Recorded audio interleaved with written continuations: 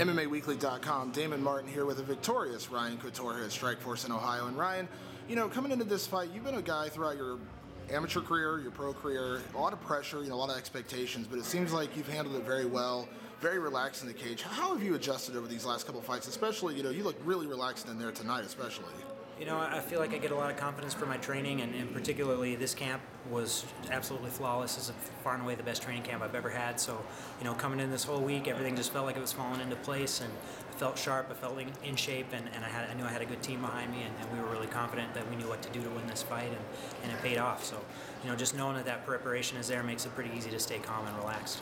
There were a lot of people that said, Conor Heun was by far your toughest test, but maybe it was too soon for you. How much did that serve as motivation, maybe a little bulletin board material for this fight as you came into tonight? I just looked at it as an opportunity to prove to everybody that I belong on this stage and that I'm capable of competing with anybody out there.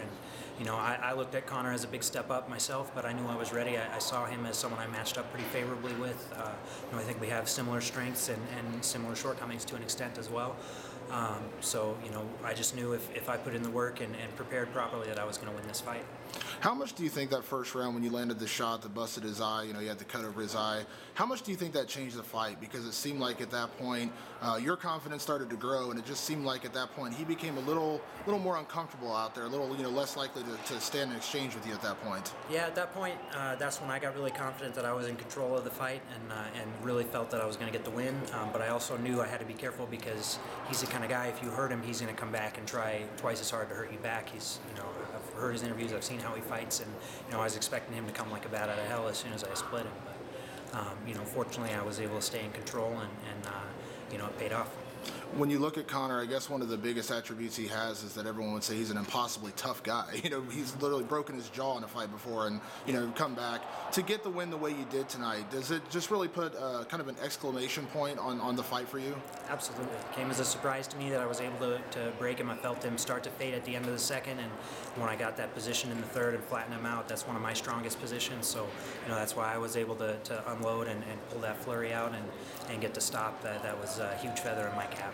Last question for you. As I mentioned, you've come up through your career with a lot of spotlight on you.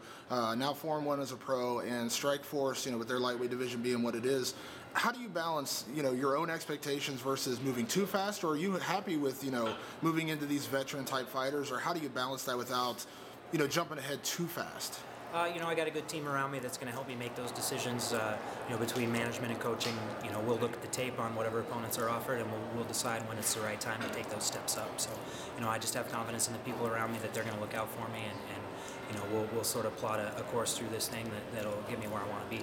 Congrats again on the win, Ryan, and thank you as always. Thank you.